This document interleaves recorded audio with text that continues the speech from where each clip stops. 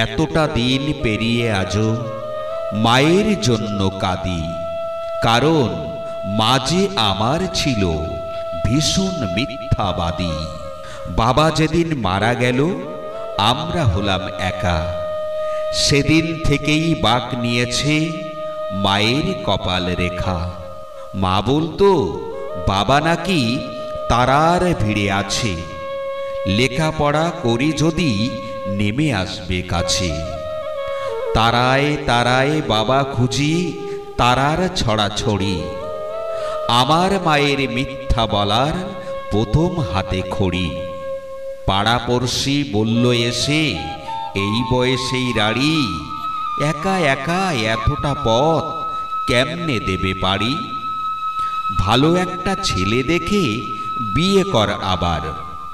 মা বলল ওসব শুনে ঘেন্না লাগে আমার, একা কোথায় খোকন আছে, বিয়ের কি দরকার। ওটা ছিল আমার মায়ের চরম মিথ্যাচার।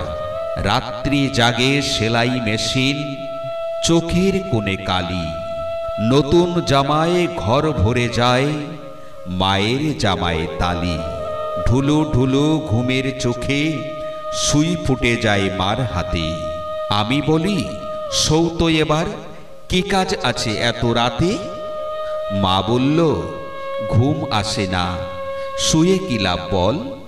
ওটা ছিল আমার মায়ের মিথ্যা বলার ছল। স্কুল থেকে নিতে আসা গাড়ি ঘোড়ার চাপে, আমার জন্য দাঁড়িয়ে মা কড়া রোদের তাপে। ঘামে মায়ের দম ফেটে যায়, দু চোখ ভরা ঝিম।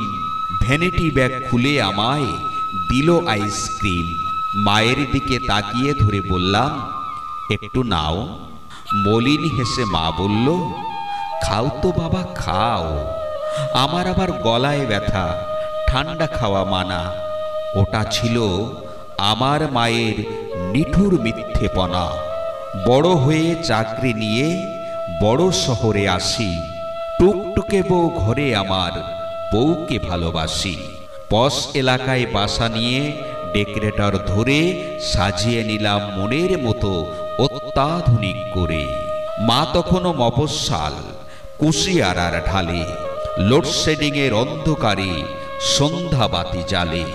নিয়ন বাতির ঢাকা শহর আলোয় ঝলমলে।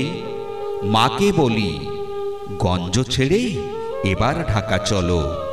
মা বলতো এই তো ভালো, খোলামেলা হাওয়া, কেন আবার তোদের ওই ভিড়ের মধ্যে যাওয়া। বদ্ধ ঘরে থাকলে আমার হাঁপানি ভাব হয়। ওটা ছিল আমার মায়ের মিথ্যে অভিনয়। তারপরে আমি আরো বড়, স্ট্যাটাসে অভিবাসী, বিশ্ব ব্যাংকের বিশেষজ্ঞ, সুনাম রাশি রাশি। দায়িত্বশীল পদে আমার কাজের অন্ত নাই। মায়ের খবর নিব এমন সময় কমই পাই। মা বিছানায় একলা পড়া, খবর এলো শেষে, এমন অসুখ হয়েছে যার চিকিৎসা নেই দেশে। উড়ে গেলাম মায়ের কাছে অনেক দূরের পথ, পায়ে পড়ে বলি মাকে এবার ফিরাও মত। একা একা গঞ্জে পড়ে কি সুখ তোমার বলো, আমার সঙ্গে এবার তুমি আমেরিকায় চলো। ওসব অসুখ আমেরিকায় কোনো ব্যাপার নয়, 7 দিনের চিকিৎসাতেই সমূল নিরাময়।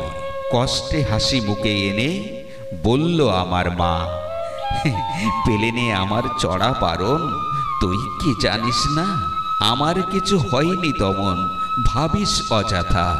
এটাই ছিল আমার মায়ের শেষ মিথ্যে কথা। কদিন পরেই মারা গেল নিঠুর মিথ্যাবাদী। মিথ্যাবাদী মায়ের জন্য আজও আমি কাঁদি।